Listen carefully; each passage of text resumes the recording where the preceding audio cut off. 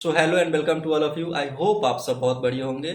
Specially many many congratulations उन सारे बच्चों को जिन्होंने अपने सेकेंड सेम रिजल्ट्स में बहुत बढ़िया परफॉर्मेंस किया है। मैं आशा करता हूँ कि आप लोग जैसे सेकेंड सेम में परफॉर्मेंस दिए हो, बहुत बढ़िया परफॉर्मेंस रखे हो, वैसे ही जितने आने वाले सेमेस्टर्स के एग्जामिनेशंस हैं, लाइक दैट थर्ड सेम हो, फोर्थ सेम हो, फिफ्थ सेम हो एंड मोर देन, ऐसे ऐसे जितने भी सेमेस्टर्स आपके आते जाएंगे, उन सारे सेमेस्टर्स में आप इससे भी बढ़िया परफॉर्मेंस करने का ट्राई करोगे।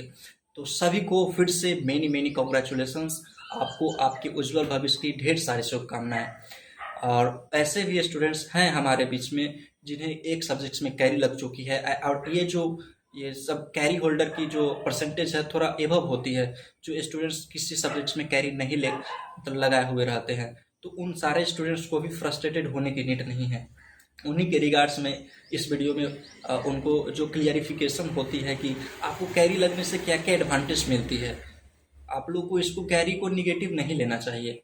अब जो भी बच्चे ये जो कैरी लगते हैं उसको इतना ज़्यादा माइंड पे ले लेते हैं, इससे आपका सिर्फ नुकसान होगा। इसी टॉपिक्स के बारे में आप इस वीडियो में जान रहे होंगे कि एग्जैक्टली में कैरी लगने से मुझे क्या क्या बेनिफिट्स मिलती है और रियलिटी क्या है। जो भी स्टूडेंट्स को जो कैरी लग जाते हैं उनको फ्यूचर में कुछ प्रॉब्लम्स भी होती है, या वो उनके मार्कशीट पे उसका कुछ रिमार्क्स लिखा हुआ रहता है कि आपने इस सेमेस्टर में ये बैकलॉग लगा रखे हैं।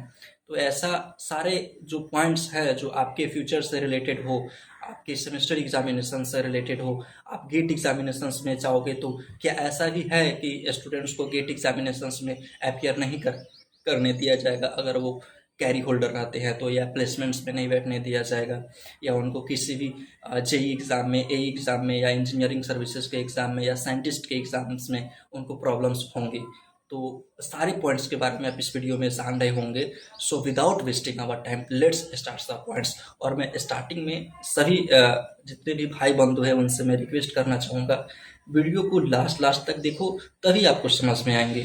बीच में अगर आपको कुछ पॉइंट्स मतलब स्किप करके चले जाते हो, बहुत सारे बच्चों को मैं देखता हूँ तो वीडियो जो है भगा भगा कर देखते हैं। एक पॉइंट यहाँ पे आपने देखा, second point last direct last में चले जाते हैं। ऐसे अगर आप करके देखोगे तो आपको वीडियो बिल्कुल भी, जो मैं पॉइंट्स बाय पॉइंट समझाते जाऊंगा, वो आपके माइंड में क्लिक नहीं कर पाएगी। सो मैं फिर से आप सभी से रिक्वेस्ट करता हूँ, सभी भाई बंधुओं से, कि आप इस वीडियो को लास्ट लास्ट तक देखें।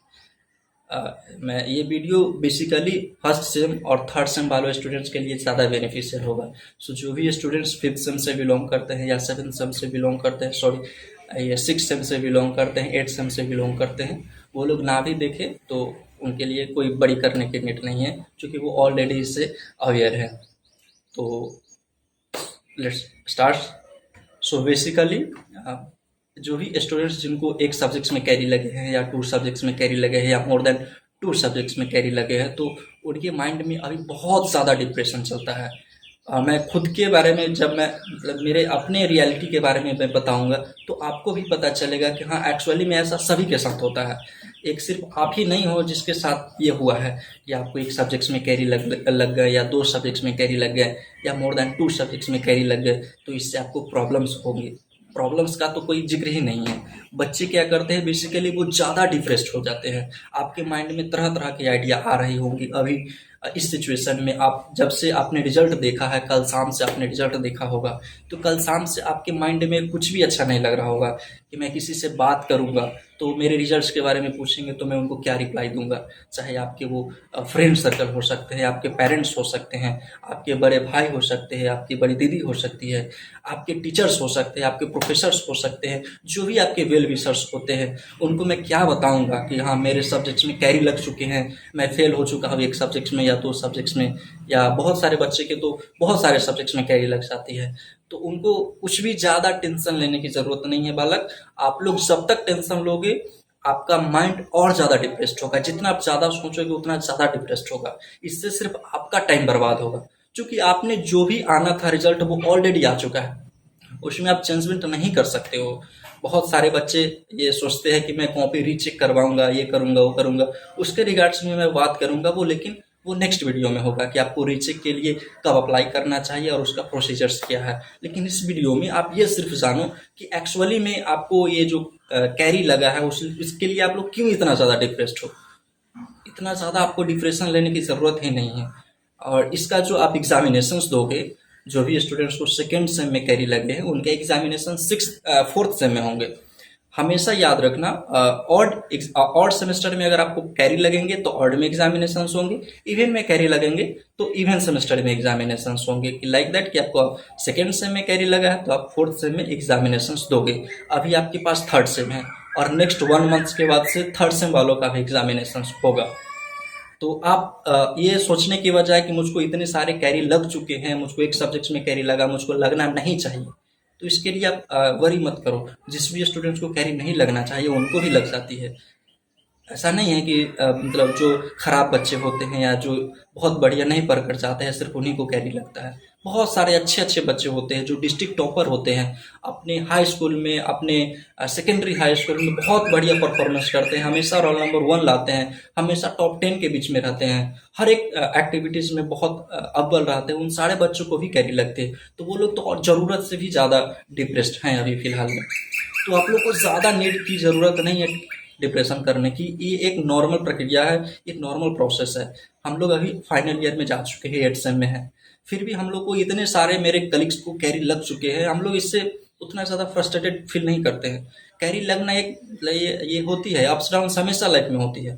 आपको मान लो आपने फर्स्ट सेमेस्टर में बहुत सारे बच्चों को कैरी नहीं लगते हो, उनको थर्ड सेम में लग जाती है, उनको फिफ्थ में लग जाती है, उनको फोर्थ में लग जाती है, कभी ना कभी तो कैरी लग ही जाती है।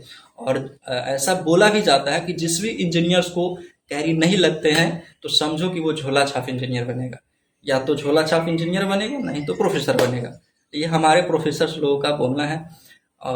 ये एक्चुअली में रियलिटी में होती भी है। बहुत सारे स्टूडेंट्स ऐसे भी होते हैं जिनका किसी 8 सेमेस्टर के अंदर में कैरी नहीं लगते हैं, तो उनको फील फैक्टर जो इंजीनियरिंग का फील होती है, जो दर्द होता है कि बच्चों को इतना मेहनत करना पड़ता है इंजीनियरिंग में, ये सब चीज़ भी है, वो उनको विदाउट कैरी समझ में नहीं आती है। तो इसको निगेटिव नहीं लेना है। मैं एक्चुअली रियलिटी बताऊँ, मेरे जितने भी जूनियर्स हैं, जो भी मेरे 19 बैच के जूनियर्स हैं, उन सभी को, मेरे कॉलेज में जितने भी जूनियर्स हैं उन सभी को पता है कि मैं भी एक कैरी होल्डर स्टूडेंट्स रह चुका हूँ।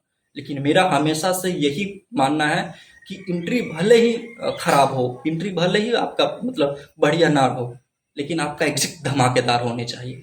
आप जब भी कॉलेज से निकलो या फाइनल ईयर में पहुंचो तो आप इतना धमाकेदार परफॉर्मेंस करके जाओ कि जो भी आपके कलीग्स हो, आपके जूनियर्स हो, सुपर जूनियर्स हो, आपके प्रोफेसर्स हो, प्रिंसिपल्स हो, जो भी हो, आपके फ्रेंड सर्कल हो, आपके पेरेंट्स हो, सभी को लगे कि हाँ मेरा बच्चा जब भी उसका रियल टाइम आया है उस टाइम में वो अपना बहुत बेस्ट करके निकला है अपने कॉलेज से। अभी आपको ये सब छोटी छोटी अप्स डाउन्स आती हैं, इसके लिए ज़्यादा वरी करने की नीड नहीं है।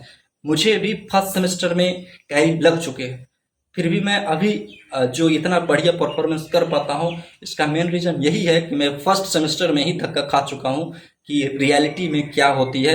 जब बच्चे को कैरी लगता है, किसी भी स्टूडेंट्स को कैरी लगता है, तो उनको अंदर से कितना दर्द होता है, वो अपना दर्द किसी को बता नहीं पाते हैं। चाहे वो बहुत अच्छे मतलब आपके वेल विशर्स हो, आपके फ्रेंड्स हो, उनको भी, बहुत करीबी फ्रेंड्स को भी नहीं बता पाते हैं अपना दर्द, अपना ये जो उनके अंदर जो चलती रहती है बैड फीलिंग, वो उनको भी नहीं बता पाते हैं।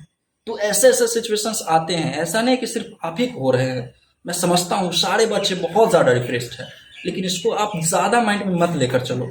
और एक और बात, और जैसे बच्चे आप लोगों ने जो जो मिस्टेक्स किए हैं उसको अब अवॉइड करने का ट्राई करो।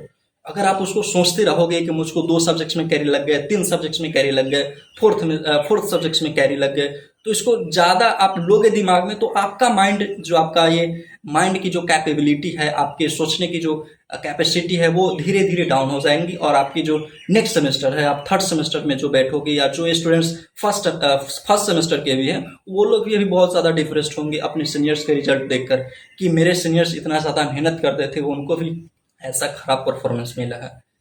तो इसके लिए आप लोग ज़्यादा टेंशन मत लो, जो हो गया सो हो गया। और आप अपने पेरेंट्स से जो भी बात है कि आपको एक सब्जेक्ट में कैरी लगे, 2 में कैरी लगे, पूरा क्लियरिफिकेशन करो। मैं भी अपने पेरेंट्स को जैसे ही रिजल्ट आया, मैं 3 दिन, 4 दिन, 5 दिन के बाद मैं बताया। मैं रियलिटी बताता हूँ, मैं 5 दिन के बाद मैं अपना रिजल्ट अपने पेरेंट्स को बताया। जब तक मुझको अंदर से जो होती है ना सेटिस्फैक्शन कि हम उसको पेरेंट्स को बता देना चाहिए, अंदर से एक डर बैठा होता है कि मैं अपने पेरेंट्स को बताऊंगा तो वो क्या रिएक्ट करेंगे। तो ऐसे ऐसे माइंड में चलती रहती है। मैं खुद ये सिचुएशन झेल चुका हूँ, तो मुझको पता है कि क्या आप लोग सोच रहे हो। तो आप जो भी स्टूडेंट्स जो अपने पेरेंट्स को अभी तक नहीं बताए हो, आप अपने पेरेंट्स को बताइए प्लीज़। मैं सभी से विनती करता हूँ कि आप लोग अपने पेरेंट्स से बताओ कि पापा मुझको एक सब्जेक्ट्स में कैरी लग गए हैं, लेकिन मैं जो भी मेरे से मिस्टेक्स हुए हैं एग्जामिनेशन पीरियड में, एग्जामिनेशन से पहले मैं उसको नेक्स्ट सेमेस्टर में अवॉइड करूंगा। आप लोग बहाने मत बनाना उनके टाइम में कि मैंने ये मतलब यूनिवर्सिटी के कारण या ये कारण या वो कारण, नहीं। आप खुद पे लो कि हाँ मेरे से मिस्टेक्स हुई है। क्योंकि आप कॉपी जांच भी करने जाओगे तो आप देखोगे कि इस पॉइंट्स के कारण जब आप रीचेक करोगे या आप अपना कॉपी को देखोगे तो आपको लगेगा कि इतना कम मार्क्स मुझको क्यों मिले हैं। 14 आउट ऑफ 4 मार्क्स, 6 मार्क्स मुझको क्यों मिले हैं। ये सब रियलिटी है। क्योंकि बच्चे जो लिखते हैं कंटेंट, उनमें जो पॉइंट्स होने चाहिए वो पॉइंट्स सही से नहीं लिखा हुआ होता है, इसलिए उनको अच्छा बढ़िया नहीं लगता है। और जो भी आपको कैरी लगेंगे, मैक्सिमम स्टूडेंट्स को तो फर्स्ट ईयर में ही कैरी लगते हैं। फर्स्ट ईयर के बाद बहुत कम कैरी लगेंगे। जब आप टेक्निकल पेपर पढ़ने आओगे तो उसमें बहुत कम कैरी लगेंगे, बहुत मिनिमम कैरी लगेंगे। तो जो भी आपको कैरी लगना था इसी सेमेस्टर तक, इसके बाद आपको कोई भी सब्जेक्ट्स में बहुत नॉमिनल कैरी लगेंगे, ना के बराबर कैरी लगेंगे। तो अभी जो आपको ये डिप्रेस्ड हो, बहुत ज़्यादा डिप्रेस्ड हो, फैमिली से बात नहीं करते हो, दोस्तों के आप सोच रहे हो कि दोस्त मेरे बारे में क्या सोचेंगे, उनको जब पता चलेगा कि ये जो मेरा दोस्त था मुझसे ऐसे ऐसे बातें करता था, ये बोला करता था कि मैं आज तक कभी फेल ही नहीं हुआ, उसको भी कैरी लग चुका है। तो इसके लिए ज़्यादा बड़ी मत करो। आपका एंट्री भले ही खराब हुआ हो, आपका एंट्री भले ही मतलब बढ़िया नहीं रहा हो, लेकिन जब आप एग्जिट करो कॉलेज से एकदम धमाकेदार होनी चाहिए। कोई भी आप एग्जामिनेशन में जाओ, चाहे आपके गेट एग्जामिनेशन हो, आपके इंजीनियरिंग सर्विसेज एग्जामिनेशन हो, आप प्लेसमेंट्स में बैठो या पीएसयू के एग्जामिनेशन हो, उसमें एकदम फोर कराओ, पूरा एकदम धमाकेदार एकदम परफॉर्मेंस देकर आओ। नाउ मैं उस पॉइंट्स के बारे में बता देता हूँ। बहुत सारे बच्चे के माइंड में ये दिक्कत बनी हुई है कि क्या मुझको इस सब्जेक्ट्स में कैरी लगे हैं तो फ्यूचर्स में मुझको प्रॉब्लम्स भी होंगे, या नेक्स्ट सेमेस्टर्स में ये उनके नेक्स्ट सेमेस्टर्स के मार्क्स में ये मेंशन भी किया हुआ रहेगा कि आपने पिछले सेमेस्टर्स में कैरी ले चुका है, या उसमें कुछ ऐसा साइनिंग स्वैप किया हुआ रहेगा पिछले सेमेस्टर्स के रिगार्ड, या फाइनल जो मेरा फाइनल रिजल्ट आएगा 8 सेम के बाद, 8 सेम का जो मेरा रिजल्ट आएगा उसमें भी कुछ दिक्कत होंगी, या मुझको गेट एग्जामिनेशंस में बैठे नहीं दिए जाएंगे, या मुझको प्लेसमेंट्स में बैठे नहीं दिए जाएंगे, या इंजीनियरिंग सर्विसेज एग्जाम्स में मैं एलिजिबल नहीं हो पाऊंगा, या एसएससी जेई में, या जितने भी एग्जामिनेशंस होते हैं इंजीनियरिंग सेक्टर से रिलेटेड, क्या उसमें मुझको कभी भी दिक्कत होंगी। तो मैं सही ये सारे क्वेश्चंस का एक ही आंसर है कि आपको कभी भी कुछ भी दिक्कत नहीं होंगी। आपके फाइनल मार्कशीट पे ये स्वैप होती है कि आपको इतने बैकलॉग लग चुके हैं, इतने मतलब इस सब्जेक्ट्स में बैकलॉग लग चुके हैं, इस सेमेस्टर में बैकलॉग लग चुके हैं। ये कहीं पे भी जो फाइनल सेमेस्टर्स के रिजल्ट होते हैं उसमें मेंशन नहीं किया हुआ रहता है। जो भी आपको मेंशन किया हुआ है, जो आपके सेकेंड सेम के रिजल्ट है, उसी में मेंशन किया हुआ है। सो मैं फिर से आई रिपीट, सारे बच्चों को मैं ये बोल देता हूँ बालक, आप लोग बिल्कुल भी वरी मत कीजिए कि आपको किसी भी सब्जेक्ट में कुछ भी में आपको दिक्कत होगा। ना ही आपको किसी इंटरव्यूज में प्रॉब्लम्स होंगी, ना ही आपको किसी प्लेसमेंट्स में बैठने में प्रॉब्लम्स होंगी, ना ही गेट एग्जामिनेशंस के फॉर्म फिलअप करने में दिक्कत होगी, ना ही आपको इंजीनियरिंग सर्विसेज के एग्जामिनेशंस में फॉर्म फिलअप करने में दिक्कत होंगी। कहीं पे भी आपको दिक्कत नहीं होंगी। एंड जो भी स्टूडेंट्स जो फर्स्ट सेमेस्टर्स में हैं, वो आप अपने सीनियर्स के रिजल्ट्स को एनालाइज करो कि उनसे सीखो कि वो जो हमारे सीनियर सर हैं उन लोगों से क्या क्या मिस्टेक्स हुई है, उनसे पूछो। जो भी जो आपके सीनियर सर है उनसे जिनसे मिस्टेक्स हुई है उनसे पूछो, उनके कंसल्ट में रहो, आपको बहुत ज़्यादा सीखने को मिलेंगी जब आप सीनियर्स के कांटेक्ट में रहते हो। तो सो आई होप आपके सारे पॉइंट्स क्लियर हो गए होंगे। आप लोग को बिल्कुल भी फ्रस्ट्रेट होने की जरूरत नहीं है। आप जिनसे बताना चाहते हो उनको बताओ कि हम उसको कोई पूछे कि आपको कुछ कैरी उरी भी लगी है तो आप एकदम फ्रीली बताओ, क्योंकि ये नॉमिनल है, इंजीनियरिंग सेक्टर में ये होती ही है। ठीक है, मैं स्टार्टिंग में भी बोला था कि जिस भी इंजीनियर्स को पूरे 8 सेमेस्टर में किसी एक सेमेस्टर में कैरी नहीं लगता है या किसी एक सब्जेक्ट में कैरी नहीं लगता है, तो समझो कि वो झोला छाप इंजीनियर बनकर निकलेगा। क्योंकि उनको जो इंजीनियर का दर्द होता है, उनके अंदर क्या पेन होती है उनको पता ही नहीं होता है, जो विदाउट कैरी निकल जाते हैं। और वो जब उनका फाइनल एग्जामिनेशन होगा जहाँ पे उसका एग्जिट होना होगा, धमाकेदार एग्जिट का टाइम आएगा, और जो बच्चे बहुत बढ़िया मतलब पिछले सेमेस्टर्स में करते आ रहे हैं, चोरी करके लिखे हो या कैसे भी करके पास आउट हो जाते हैं, तो उनके लिए आप लोग टेंशन मत लो। ये हो सकता है कि एक सेमेस्टर में वो बढ़िया कर लेंगे, 3 सेमेस्टर, 4 सेमेस्टर, 5 सेमेस्टर में बढ़िया कर लेंगे, लेकिन जब आप इंडिया लेवल के एग्जामिनेशन में जाओगे तो उनको उनकी जो ये होती है ना नॉलेज का डेप्थ, वो उनको वहां पे पता चलता है कि मैंने कॉलेज में क्या किया है और मुझको ये जो कम्पिटेटिव मोड है उसमें मैं मेरा क्या लेवल है। जब आप उसके साथ और कम्पिटेटिव लेवल के साथ, कम्पिटेटिव मोड के साथ जब आप बैठोगे उस वही बच्चों के लोगों के साथ, तो आपका परफॉर्मेंस बहुत बढ़िया रहेगा, क्योंकि आप ऑलरेडी जान चुके हो कि मेरे साथ ये प्रॉब्लम हो चुकी है। सो इसको निगेटिव नहीं लेना है। जो आपको कैरी लगा है बिल्कुल भी निगेटिव नहीं लेना है।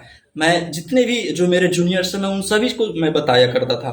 मैं मेरे जितने भी 19 बैच के जूनियर्स हैं मेरे कॉलेज के, मैं सभी को ये बता चुका हूँ, और मेरे सारे जूनियर्स ये जानते हैं कि मुझको भी फर्स्ट सेमेस्टर्स में कैरी लगे हैं। तो इसके लिए मैं कभी भी किसी से छुपाया नहीं हूँ। चाहे मेरे पेरेंट्स हो, मेरे फ्रेंड सर्कल हो, मेरे प्रोफेसर्स हो, किसी से भी मत छुपाइए कि आपको कैरी भी लगे। इसको गलत क्यों लेना, जब मुझको पता है कि मेरा एंट्री भले खराब हो लेकिन एग्जिट मुझको धमाकेदार करनी है, एकदम बहुत बढ़िया परफॉर्मेंस के साथ, एकदम पूरा फोर कर मुझको निकलना है।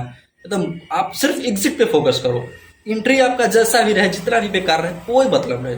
किसी को अभी मजा आ रहा होगा जिसका बहुत बढ़िया रिजल्ट आया हो, मजा लेने दीजिए, कोई बड़ी बात नहीं है, उनका भी टाइम है। आप बहुत ज्यादा तगड़ा मेहनत करो। जब आप जॉब लेने का बात हो, जब आपको पैकेज लेने का बात हो, तो आप पैकेज में जितने भी स्टूडेंट्स हैं सभी को बीट करो। आप गेट एग्जामिनेशन बहुत बढ़िया करो, आप इंजीनियरिंग सर्विसेज में बहुत बढ़िया रखो, जेई एग्जामिनेशन में लगातार एग्जाम पे एग्जाम निकालते जाओ, प्लेसमेंट्स पे प्लेसमेंट्स लेते जाओ, तो उस पर आप अधिक फोकस करो, और आपको जो थर्ड सेमेस्टर है उस पर कमांड रखो। सो आई होप आपके सारे कंफ्यूजन्स, आपके सारी जो डिप्रेशन है थोड़ी कम हुई होगी। और मैं सारे बच्चों से रिक्वेस्ट करूंगा जिनको भी कैरी लगी है, बालक आप सभी लोग कम से कम एक दिन अपने फ्रेंड जोन से हटकर खुद को टाइम दो। आप थोड़ा इधर उधर घूम लो, टहल लो, अपने ऐसे वेल विशर से बात कर लो जो आपको समझ सकते हैं। जब तक आपके माइंड में ये निगेटिविटी रहेंगी आप बढ़िया परफॉर्मेंस नहीं कर पाओगे। सो आप एक दिन 2 दिन टहल लो, जो भी निगेटिविटी आपके माइंड में है उसको पूरा दूर करने का ट्राई करो। उसके बाद फिर से थर्ड सेमेस्टर पे एकदम बहुत बढ़िया से धमाकेदार तरीके से लग जाओ। और मैं नेक्स्ट वीडियो में आपको कैसे थर्ड सेमेस्टर्स की प्रिपरेशन करनी चाहिए ताकि आपको किसी भी सब्जेक्ट्स में कैरी ना लगे, और जो स्टूडेंट्स फर्स्ट सेमेस्टर के हैं उनको भी कैसे फर्स्ट सेमेस्टर्स की प्रिपरेशन करनी चाहिए, और जिससे कि उनको किसी भी सब्जेक्ट्स में कैरी ना लगे और उनका CGPA एभव रहे 8+ के। तो वो सारे वीडियो में आपको आज ही शाम को इवनिंग में ये अपलोड हो जाएंगी। सो आई होप कि आपको वीडियो अच्छी लगी होगी। वीडियो अच्छी लगी हो तो प्लीज़ चैनल को सब्सक्राइब कर दो। बहुत बढ़िया लगा हो तो आप अपने दोस्तों के जो ग्रुप है जो डिमोटिवेटेड हो चुके हैं उनको इस ग्रुप में ये भेज दो वीडियो, क्योंकि उनको भी नीड है, उनको भी पॉजिटिविटी अभी चाहिए, उनके अंदर भी एनर्जी की अभी बहुत ज़्यादा ज़रूरत है। तो जिस भी स्टूडेंट्स को आपको लग रहा हो कि वो बहुत ज़्यादा डिप्रेस्ड है, मेरा फ्रेंड्स हो, चाहे आप बहुत अच्छा परफॉर्मेंस किए हो और उनका मतलब माइंड में बहुत निगेटिविटी चल रही है, वो आपको आपके कन्विंस करने के बावजूद भी बहुत ज़्यादा डिप्रेस्ड है, तो ऐसे बच्चे के ग्रुप्स में आप इस वीडियो का लिंक डाल दीजिए। उनको बहुत अच्छा लगेगा जब ये वीडियो देखेंगे तो। So till then have a good day and thank you.